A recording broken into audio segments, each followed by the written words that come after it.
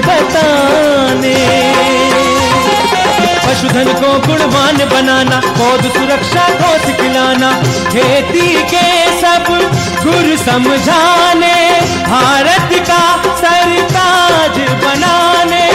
आठों पहर है संग तुम्हारे, अन्नदाता अन्नदाता। नमस्कार, मैं हूं शुभ मिश्रा और आप सभी दर्शकों का अन्नदाता कार्यक्रम में बहुत बहुत स्वागत करती हूं। देश के हर व्यक्ति के जीवन में किसानों का अहम योगदान है, क्योंकि किसान ही हमारे लिए अन्न को उपजाते हैं और देश के हर व्यक्ति को खाना प्रदान करते हैं, और इसीलिए उन्हें अन्नदाता भी कहा जाता है। और ऐसे ही किसानों को खेती बाड़ी की नई तकनीकी जानकारी देने की कोशिश हम करते हैं। तो चलिए कार्यक्रम की शुरुआत करने से पहले देखते हैं क्या है आज के अन्नदाता में खास। शकरकंद की उन्नत किस्में और वैज्ञानिक खेती पर तकनीकी सलाह। आयस्टर मशरूम की खेती से कमा सकते हैं अच्छा मुनाफा।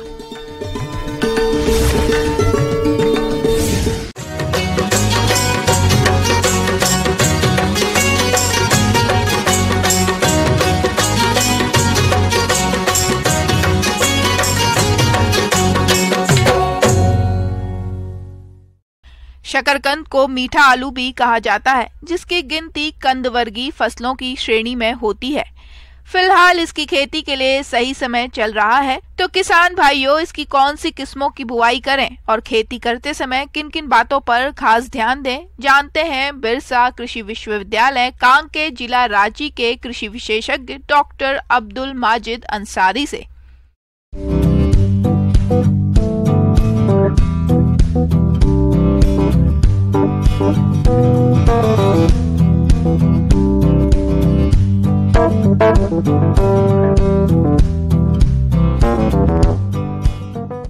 किसान भाइयों, आज मैं चर्चा करने जा रहा हूं आपके बीच शकरकंद की खेती का। शकरकंद यानी स्वीट पोटैटो। शकरकंद को बहुत जगह कंदा भी लोग कहीं कहीं कहते हैं, शकरकंद आम भाषा में बोली जाती है। और इसके लगाने का सबसे उपयुक्त समय जुलाई का पहला हफ्ता होता है। अगर आप जुलाई में लगा देते हैं और फिर 80 दिनों बाद आप सितंबर के लास्ट तक इसकी कोड़ाई कर देते हैं, तो बाजार में बहुत अच्छा मूल्य इसका मिलने वाला होता है। शकरकंद की खेती के लिए 21 से 27 डिग्री तापमान उपयुक्त माना जाता है। शीतोष्ण या समशीतोष्ण जलवायु वाले स्थानों पर सफलतापूर्वक उगाई जाती है, और जहां से 75 से 150 सेंटीमीटर वार्षिक वर्षा होती है, वहां इसको आसानी से उगाया जा सकता है। जल निकासी की बलुआही किस्म की जो मिट्टी है और जो रेज बेड होगा वो कम से कम 1.5 फीट का ऊंचा रेज बेड होगा। टाण वाली बलुआही दोमट किस्म की मिट्टी, जो टाण की होती है बलुआही मिट्टी, दोमट किस्म बलुआही मिट्टी, वो सबसे उपयुक्त इसके लिए होता है। कंकड़ पत्थर या सख्त मिट्टी में ये अच्छा नहीं करता है। जब आप लगाएंगे तो 20 टन प्रति हेक्टेयर के दर से कंपोस्ट की आवश्यकता होगी। 100 केजी नाइट्रोजन, 60 केजी फास्फोरस और 80 केजी पोटास की आवश्यकता होगी, क्योंकि अधिक उत्पादन देने वाला है, पोटास अधिक आपको देना होता है। और आपने समुचित मात्रा में कंपोस्ट और जो रासायनिक उर्वरक है दे रखा है। फिर जो जैसे मैंने कहा कि डीएपी और पोटास आपको देनी है, तो डीएपी और पोटास की पूरी मात्रा आप बुआई से पहले डाल दें। फास्फोरस और पोटास की पूरी मात्रा डीएपी और पोटास के रूप में। यूरिया का टॉप ड्रेसिंग आप बुआई के 15-15 दिनों पे 2-3 खुराक में करके दे, 2 या 3 खुराक में डालें। इसको आपको जब रेज बेड करेंगे, रेज बेड में जब उसको ऊपर से समतल करेंगे बेड को, उसी में कंपोस्ट फैलाएंगे और डीएपी और पोटास उसमें डालेंगे और उसकी फिर मिट्टी में मिला के आप इन लत्तर को अरेंज करेंगे। फिर ये डीएपी कंपोस्ट से और मिट्टी मिला हुआ से आप उसे फिर से ढक देंगे। किसान भाइयों, इसके लिए उपयुक्त प्रभेद जो है, जो वैरायटी है, श्रीभद्र है, भूसोना है, गौरी है, इत्यादि प्रभेद हैं। आपके यहाँ कोई और लोकल प्रभेद जो बहुत अच्छा होता है उसके भी आप इस्तेमाल कर सकते हैं, इसमें कोई बहुत दिक्कत नहीं है। लेकिन श्रीभद्र बहुत अच्छा प्रभेद है, गौरी बहुत अच्छा है और साथ ही साथ भूसोना बहुत अच्छा प्रभेद है, इसका आप चयन कर सकते हैं। शकरकंद एक बहुत उत्पादन देने वाली बहुत बेहतरीन फसल है। प्रति हेक्टेयर 35 से 40 टन तक का उत्पादन होता है, यानी 350 से 400 क्विंटल प्रति हेक्टेयर तक। और ये बहुत कम दिनों का फसल है। आमतौर पर 80 दिनों में इसके फसल तैयार हो जाते हैं। 80 से 90 दिन में इसकी कुड़ाई कर दी जाती है। शकरकंद की खेती के लिए हमें 1 हेक्टेयर खेती के लिए 84,000 लताओं के टुकड़ों या कटिंग की आवश्यकता होती है। एक कटिंग की लंबाई 20 से 25 सेंटीमीटर रखनी चाहिए तथा एक साथ 2 से 3 कटिंग खेत में लगानी चाहिए। कटिंग लता के मध्य और ऊपरी भाग से लेनी चाहिए। उसके बाद मुख्य खेती में लता लगाने के लिए उपयुक्त रहती है। इसके लत्तर लगाए जाते हैं, हम सभी जानते हैं। इस गर्मी में ही इसके कंद से हम लोग नर्सरी तैयार करते हैं, और जब लत्तर पूरी गर्मी में फैल के बहुत अभी अच्छा खासा लत्तर तैयार हो जाता है, उस लत्तर की कटाई करके हम लोग जुलाई के पहले हफ्ते में इसे लगाने की अनुशंसा करते हैं। ये ध्यान रखें कि लत्तर की जब कटिंग करें तो कम से कम एक कटिंग में 2 गांठ जरूर होना चाहिए। 2 गांठ होना चाहिए इसमें, क्योंकि अगर 2 गांठ नहीं रहेगा तो अच्छा नहीं माना जाएगा। शकरकंद 3 तरह से लगाई जाती है, टीला विधि, मेड़ एवं नाली विधि और समतल विधि द्वारा। वैसे इन तीनों विधियों का अपना अलग अलग महत्व है। टीला विधि जहां जल जमाव की समस्या रहती है वहां अपनाई जाती है, और दूसरी मेड़ या नाली विधि ढलाव वाले भूमि के लिए उपयुक्त रहती है। समतल विधि हर जगह के लिए उपयुक्त है, किंतु 1 माह बाद जड़ों पर मिट्टी चढ़ाकर मेड़ बनाना आवश्यक होता है। तो किसान भाइयों, आपको ये चीज़ ध्यान देना है कि 2 से 3 गांठ एक लत्तर के कटिंग में आने चाहिए। इसकी बुआई करने के लिए आप 80 से 90 सेंटीमीटर की दूरी पे रेज बेड बना लेंगे और 20 से 25 सेंटीमीटर पे एक लत्तर की बुआई करेंगे और उसको ऊपर से ढक देंगे। किसान भाइयों, अब लेते हैं एक छोटा सा ब्रेक।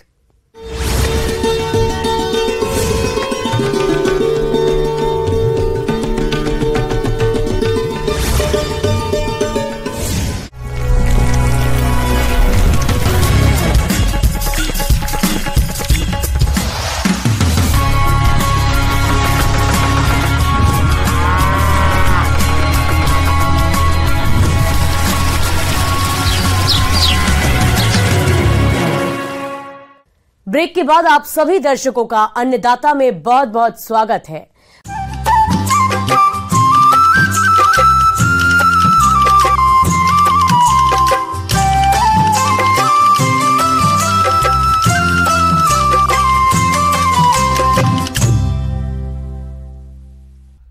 भारत में मशरूम उत्पादन का इतिहास लगभग 3 दशक पुराना है, परंतु लगभग 10 से 12 वर्षों के दौरान मशरूम उत्पादन में लगातार वृद्धि दर्ज की गई है। इसलिए किसान खेतीबाड़ी के साथ साथ अब मशरूम उत्पादन भी करने लगे हैं। किसान भाइयों, यूं तो मशरूम की विभिन्न प्रजातियां हैं जिनका उत्पादन मौसम के अनुसार किया जाता है। ऐसे में यदि आप ऑयस्टर मशरूम का उत्पादन करना चाहते हैं तो किन किन बातों पर खास ध्यान दें, इस बारे में अपने सुझाव दे रहे हैं कृषि वैज्ञानिक डॉक्टर बृजकिशोर प्रजापति।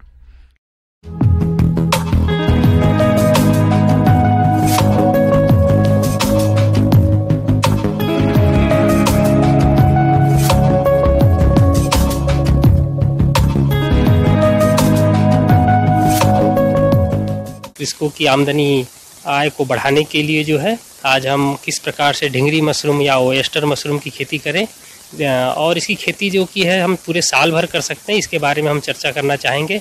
क्योंकि हम सभी जानते हैं कि जो मशरूम होती है यह एक कवक है या फफूंद है जो अपना भोजन जो है खुद नहीं बना पाती है, क्योंकि इस पे पर्णहरित या क्लोरोफिल जिसको बोला जाता है वह नहीं पाया जाता है।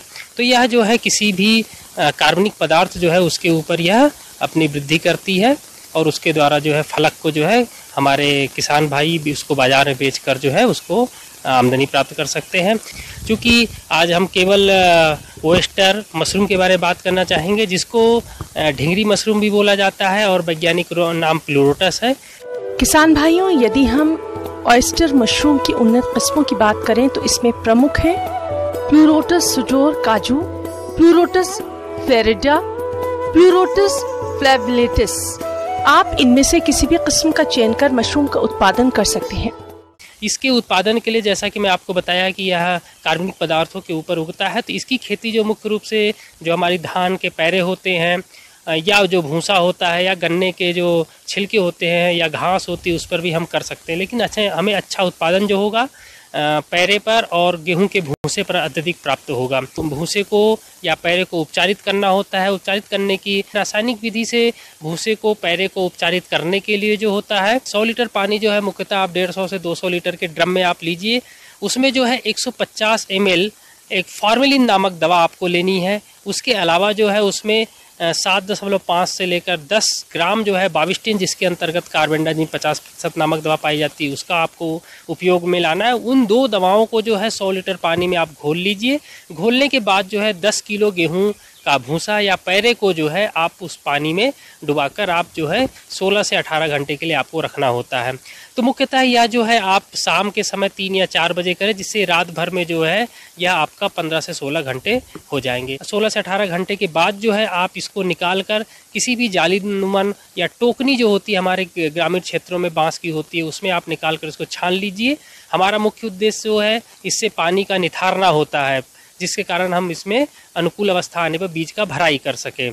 तो हम इसको निकाल कर अतिरिक्त पानी को बहा दें। अब जो है हमें यह ध्यान रखना है कि बीज की भराई करें कब हम, तो आप दोनों हाथों में हथेलियों के बीच जो है एक भूसे को या पैरे को आप जो उपचारित किए हैं आप उसको दबाएं जोर से। अगर पानी निथरना या पानी निकलना बंद हो जाता है तब यह उचित अवस्था मानी जाती है बीज भराई के लिए।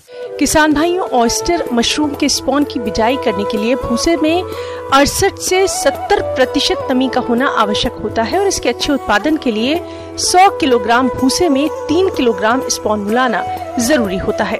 पॉलीथीन की जो साइज होती है वह 1 से 1 फीट जो होती है चौड़ी होती है, 1.5 फीट जो होती है वो लंबाई में होती है। तो पहली हमें यह ध्यान रखनी है कि जब भी हम बैग में बीज को भरेंगे तो 1 मुट्ठी बीज जो है हम बैग के पन्नी के निचली परत में हम बिछाएंगे। उसके बाद जो है उस पर 2 इंच जो उपचारित हमारा पैरा है या निर्वई है उसको हम फैलाएंगे और उसको हम आहिस्ता आहिस्ता दबाते रहेंगे, जिससे उसमें हवा जो है वह जो है पूर्ण रूप से निकल जाए। अब हमें यह सावधानी रखनी है कि जो हमें अब निर्वई या जो भूसा है उसके ऊपर बीज का फैलाव करना है, मतलब दूसरी परत अगर हम बीज की डालनी है तो पन्नी के अंदर किनारे किनारे पर आपको डालना है। यह ध्यान रखें कि 2 परत के बीज आपका न पड़े, अन्यथा जो है बीज आपका सड़ जाएगा।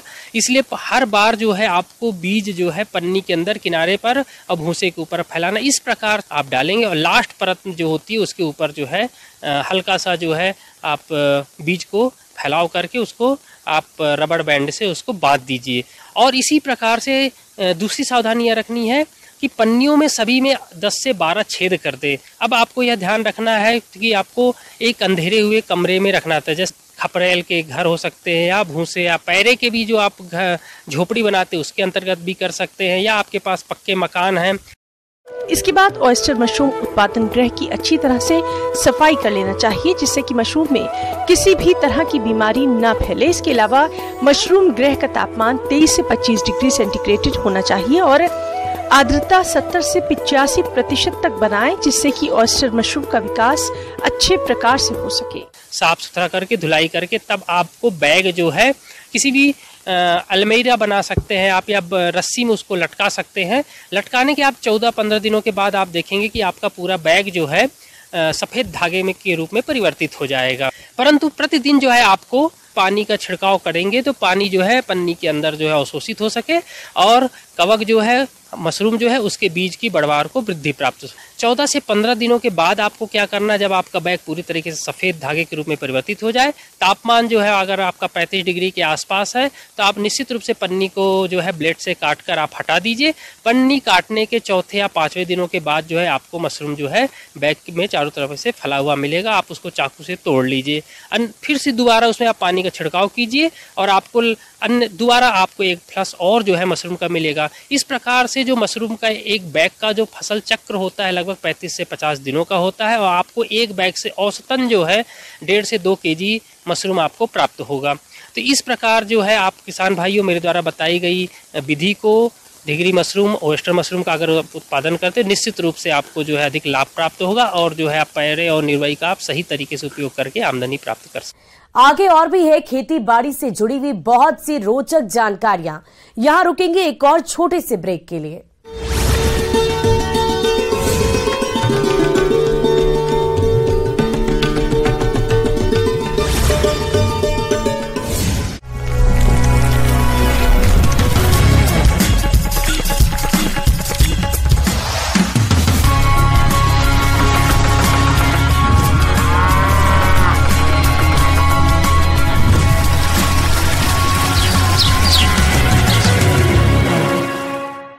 ब्रेक के बाद एक बार फिर से आप सभी दर्शकों का अन्नदाता कार्यक्रम में स्वागत है।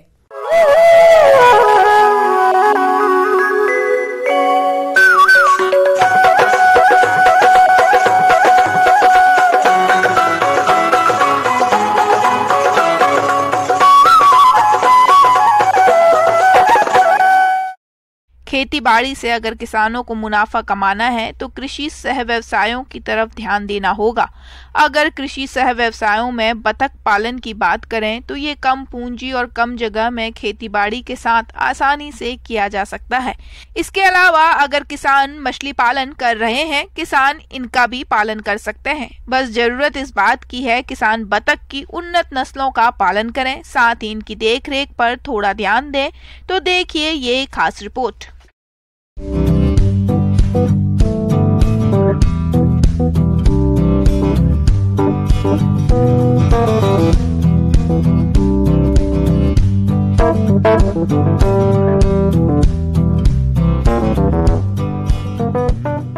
पूरे कुक्कुट पालन का 5 से 6% जो हिस्सा है वो बत्तख पालन के द्वारा पूरा होता है। बत्तख एक काफ़ी अच्छी आय का स्रोत हो सकती है जब आप पूरी तरह वैज्ञानिक रूप से बत्तख पालन करेंगे।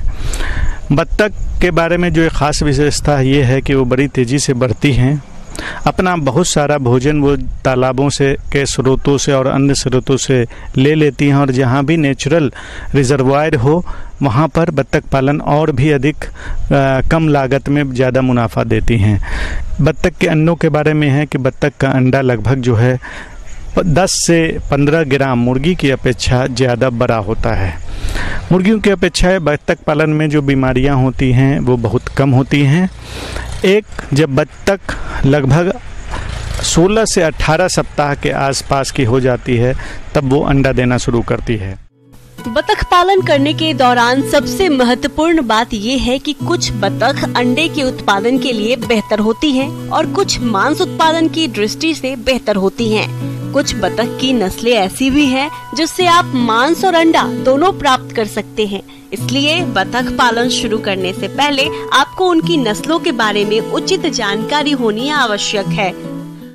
बतख की बात करें तो मुर्गियों की तरह ही बतख में भी कई प्रभेद होते हैं। जो एक अंडे देने वाली नस्ल होती है उसमें ख़ास करके जो खाकी कैम्बेल हैं, रनर हैं, ये काफ़ी ज़्यादा अंडे देती हैं और खाकी कैम्बेल तो 280 से 300 अंडे तक प्रति वर्ष देती हैं। और बिहार के परिप्रेक्ष्य में या जो लोग अंडा उत्पादन के लिए करना चाहते हैं, ये कम मेंटेनेंस में ये एक बहुत ही अच्छा साधन है जहाँ पर आप बत्तख पालन करना चाहते हैं उनके लिए इनका प्रबंधन भी आसान होता है। जब हम बात करते हैं मांस के लिए, जब आप बत्तख पालन करते हैं तो मस्कोवी है, एल्सबेरी है, तो ये सब प्रजातियां हैं। आप उसको आसानी से आप जब मांस उत्पादन के लिए बत्तख पालन करते हैं तो इनका बत्तख पालन आप करें। सबसे बड़ी बात होती है कि जब आप बत्तख पालन शुरू करते हैं तो चूज़ों की देखभाल। आप ये गौर करेंगे कि जब आप बत्तख पालन करें तो शुरू में बत्तख को बच्चों को 24 घंटे के आसपास आप मुर्गियों के साथ ब्रूड करने दें। सब हम लोग जानते हैं कि तापमान का बहुत महत्व है। जब गर्मियों के दिनों में तो वैसी जगह बच्चों को रखें जहां खुली हवादार जगह हो, जहां पर बहुत ज़्यादा गर्मी ना हो। लेकिन जब ठंडों के मौसम में इसकी थोड़ी हम लोगों को देखभाल तापमान की दृष्टि से बहुत ज़रूरी हो जाता है और किसी भी तरीके से हमको 37 डिग्री सेंटीग्रेड के आसपास तापमान पहले 1-2 दिन रखना चाहिए और हर दिन कुछ तापमान घटाने देना चाहिए। बतखों के चूजों को लगभग 25% प्रोटीन युक्त आहार देना आवश्यक होता है और जब यह बतखें अंडे देने की स्थिति में हो जाए तो इनको प्रोटीन वाला आहार घटाकर 17% कर देना चाहिए। हालांकि आप इन्हें किसी नजदीकी तालाब या नालों में ले जाकर चरा सकते हैं ताकि वह प्राकृतिक रूप से जलीय जीव जैसे घोंघे आदि का सेवन कर अपनी खुराक पूरी कर सके। वैसे हर बतख को 100 से 150 ग्राम दाना देना आवश्यक होता है। तो आप जब बत्तख के बच्चों चूज़ों का देखभाल करें तो कोशिश करें कि जाली के ऊपर बत्तख के चूज़ों को रखें। जहाँ तक बीमारियों की बात आती है तो बत्तख में बहुत कम बीमारियाँ होती हैं। डक हेपेटाइटिस है, डक कोलरा है, अफ्लाटॉक्सिकोसिस का केसेस आता है, लेकिन ख़ास करके डक हेपेटाइटिस का जो आप टीका है उसको आप लगवा दें। आपको बता दें कि बत्तख पालन जब आप शुरू करना चाहते हैं तो कुछ बातें और आपको विशेष रूप से ध्यान देना चाहिए। हमेशा ये कोशिश करना चाहिए कि 10 में 2 नर हो, ये रेशियो आप मेंटेन रखें। ज़्यादा नर की संख्या हो तो तुरंत आप उसको हटा दें। आप एक चीज़ जान लें कि एक बत्तख के लिए जो ज़मीन की आवश्यकता होती है घर में, वो लगभग 3 से 4 स्क्वायर फीट की ज़मीन की आवश्यकता होती है। इस हिसाब से आप हवादार घर, ऊंची जगह पर आपको कितनी बत्तख पालना है उसके हिसाब से आप उन बत्तखों का चयन कर सकते हैं। बतख के साथ मछली पालन करने से अतिरिक्त आय प्राप्त कर सकते हैं। मछली सह बतख पालन एक ही तालाब में आसानी पूर्वक किया जा सकता है। बात करें इसके लाभों की तो वे इस प्रकार से है। मछली सह बतख पालन से तालाब में अतिरिक्त खाद डालने की आवश्यकता नहीं पड़ती। मछलियों को कृत्रिम आहार कम देना पड़ता है। तालाब में बतख के तैरते रहने से वायुमंडल की ऑक्सीजन निरंतर पानी में घुलती है। बतखें जलीय वनस्पति पर नियंत्रण रखती हैं। अगर इन सारी चीज़ों को घर में ही मिलाकर अगर आप एक अनुपात में अगर बनाएंगे और आपके पास तालाब की व्यवस्था है तो कम लागत में बत्तख पालन आपके लिए बहुत एक अच्छे आय का स्रोत हो जाता है।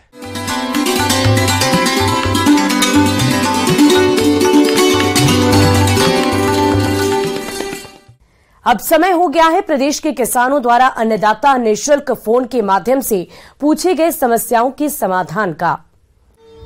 आज के अन्नदाता हेल्पलाइन में जिस प्रश्न को कार्यक्रम में शामिल किया गया है उससे पूछा है गांव रानापुर जिला गया के किसान रत्नेश कुमार ने। आप दुधारू पशुओं में थनैला रोग के पहचान के लक्षण और रोकथाम पर जानकारी चाहते हैं तो रत्नेश कुमार जी आपकी जानकारी के लिए प्रस्तुत है कार्यक्रम का यह अंश। आज मैं आपको बताने जा रहा हूँ कि थनैला के बारे में कि कैसे थनैला पशुओं में होता है और उसके बारे में कैसे उसका उपचार करें। जैसे हम सबसे पहले जानते हैं कि थनैला क्या होता है। थनैला मतलब कि थनों में या उसके पूरे अडर है उसमें जख्म हो जाना, उसमें इन्फेक्शन हो जाना, उसमें इन्फ्लामेशन हो जाना, इसको हम थनैला बोलते हैं। थनैला मुख्यतः अगर देखा जाए तो दूध देने वाली गायों में होता है। जैसे कि कुछ विदेशी गायें हैं जो कि ज़्यादा दूध देती है, जर्सी है, HF है, इनमें मुख्यतः दिखता है। अपनी देशी गायों में उस तुलना में थनैला कम तुलना में पाया जाता है। और जब हम बात करते हैं थनैला कैसे होता है तो थनैला मुख्यतः थनों में कोई जख्म हो जाना या कुछ जीवाणु का संक्रमण हो जाना। दूहन के बाद पशु के जो थन है वो 15 से 20 मिनट के लिए उसके जो छिद्र है, जो छेद है वो खुले रहते हैं और उस छेद के थ्रू जब पशु जमीन पर बैठ जाते हैं तो उस छेद के थ्रू जीवाणु थनों में संक्रमण कर लेते हैं और उसमें वो इन्फेक्शन करके थनैला यानी कि मास्टाइटिस ये बीमारी हो जाती है। इसके अलावा अन्य रोगाणु जैसे विषाणु, कवक, माइक्रोप्लाज्मा इत्यादि भी ये रोग उत्पन्न करते हैं। बैक्टीरिया पशु जहाँ रहते हैं वहाँ पर गंदगी की वजह से या फिर कभी कभी दूध निकालने वाले हाथों में जीवाणु की उपस्थिति की वजह से फैलता है। आमतौर पर दूध में तथा थनों के अंदर कोई जीवाणु नहीं पाया जाता, लेकिन कुछ कारणों से जीवाणु थन में प्रवेश करते हैं और ये रोग उत्पन्न करते हैं। अब इसमें लक्षण क्या दिखते हैं? जब हम लक्षण की बात करते हैं तो थनैला होने के बाद सर्वप्रथम जो थन है उसमें इन्फेक्शन होने के बाद में उसमें सूजन आ जाती है, उसमें कड़ापन आना चालू हो जाता है, पशु को जो है टेम्परेचर दिखता है, आपको उसमें फीवर आने लगता है, पशु खाना कम खाता है, उसमें बुखार आ जाती है और साथ ही साथ में जो दूध है उसमें पतलापन आना चालू हो जाता है, साथ ही साथ या पीलापन दूध में आना चालू हो जाता है। एक समय जो अगली स्टेज आती है उसमें ये हो जाता है कि पशु जो विदेशी गाय है, जो भी HF है, जर्सी है, जो 15 से 20 लीटर दूध दे रही हो, उसका दूध उत्पादन एकदम अतिशीघ्र घट जाता है। 15 से 20 लीटर से वो 5 से 6 लीटर में दूध प्रतिदिन देना चालू कर देती है। इसलिए ये जो बीमारी है बहुत आवश्यक है, इसका अच्छे से इलाज होना बहुत आवश्यक है। थनैला रोग दुधारू पशुओं में खासकर गाय और भैंस के थन में होने वाला एक घातक रोग है। जो कि बैक्टीरिया या जीवाणु की वजह से फैलता है। अगर रोग के शुरुआती लक्षण को पहचान कर इसका इलाज नहीं किया जाए तो ये थनों को खराब करके पशु के दूध को सुखा देता है। इस रोग की वजह से पशु मरते नहीं, लेकिन थन हमेशा के लिए बेकार हो जाते हैं। वहीं ज्यादातर पशुपालक थनैला रोग के शुरुआती लक्षणों को देखकर इस रोग का अनुमान नहीं लगा पाते और वो इलाज में लापरवाही कर देते हैं। अब इसका उपचार की बात करते हैं तो हमको सबसे पहले जो खराब दूध है या फिर थनैला वाली गाय का दूध है वो बाकी की गायों से या भैंसों से उनको अलग रखना चाहिए, उनको साथ में नहीं मिलाना चाहिए। और थन फिर खाली करने के बाद में उसमें बहुत सारे आजकल के इंट्रामेमरी यानी कि अपन थनों में कुछ चढ़ाने के लिए ऐसे बहुत सारी दवाई या एंटीबायोटिक आते हैं, उसका हम इन्फ्यूजन जो है थनों में कर सकते हैं। आजकल मार्केट में बहुत सारे उपलब्ध है, पेंडिस्ट्रीन है या अन्य भी इंट्रामेमेसिन है, तो ये सारे ट्यूब है, इसका अपन इस्तेमाल कर सकते हैं। साथ ही साथ में यहाँ पे हमको एंटीबायोटिक का इस्तेमाल करना पड़ता है ताकि जो भी संक्रमण है वो उससे कम हो जाए। हम सब जानते हैं कि prevention is better than cure, यानी कि उपचार से भला है प्रतिबंध। तो हमको थनैला का प्रतिबंध कैसे करना चाहिए? थनैला का जो है सबसे पहले पशुओं के थन है उसको साफ सुथरे रखने चाहिए। अगर वो धोने के बाद में या धोने के बाद में अगर गीले हो रहे तो उसको हमको सूखा करना चाहिए। और जो उसका जो महत्वपूर्ण है कि जो जमीन है जहाँ पे पशु बैठते हैं वो भी साफ सुथरा होना चाहिए। वहाँ पे कोई पत्थर या कोई खील वगैरह नहीं होनी चाहिए कि जो कि जख्म हो जाए। दूध निकालने वाले व्यक्ति का हाथ अच्छी तरह से साफ होना चाहिए। थन से दूध पूर्ण हाथ विधि से निकालना चाहिए। इस बात पर विशेष ध्यान देना चाहिए कि थन में दूध छूटे नहीं। दूध निकालने के बाद पशु आमतौर पर थक जाते हैं और तुरंत बैठ जाते हैं। हालांकि दुग्ध नलिकाओं को बंद होने में लगभग 15 मिनट का वक्त लगता है। ऐसे में पशुपालक दोहने के बाद पशु को 15 मिनट तक जमीन पर बैठने न दें, तो इससे भी ये रोग होने की संभावना कम हो जाती है। स्वस्थ पशुओं को रोगी पशुओं से अलग रखना चाहिए। दूध निकालने से पहले थन एवं अयन को साफ पानी से धोना चाहिए। दूध की पहली धार को जांच लें। सामान्य होने पर ही बाल्टी में दूध निकालें। हर रोज दूध निकालने के बाद थनों को पोटेशियम परमैंगनेट अथवा लाल दवा मिश्रित पानी के घोल से धोना चाहिए। बेहतर होगा यदि लाल दवा युक्त घोल में चारों थनों को 1-1 मिनट के लिए बारी बारी से डुबाएं। जो ग्वाला है जो दूध निकाल रहा है वो भी अपने आप को साफ सुथरा रखे, नाखून कटे हुए रखे, तो निश्चित ही रूप से थनैला से अपने पशु को बचाया जा सकता है। धन्यवाद। किसान भाइयों, कृषि संबंधित समस्या और सुझावों के लिए आप हमें इस पते पर संपर्क कर सकते हैं। प्रोड्यूसर अन्नदाता news 18 Bihar Jharkhand, Ramoji film city Hyderabad 501512 और साथ ही आप हमें ईमेल भी कर सकते हैं। हमारा ईमेल आईडी है p18annadatabihar@nw18.com। इसके अतिरिक्त आप हमें निःशुल्क हेल्पलाइन नंबर 180088921663 पर सोमवार से लेकर शनिवार सुबह 10 बजे से शाम 4 बजे के बीच संपर्क कर सकते हैं। अब समय हो रहा है आपसे विदा लेने का। कल फिर मुलाकात होगी। फिलहाल इस कार्यक्रम में अभी के लिए बस इतना ही। नमस्कार।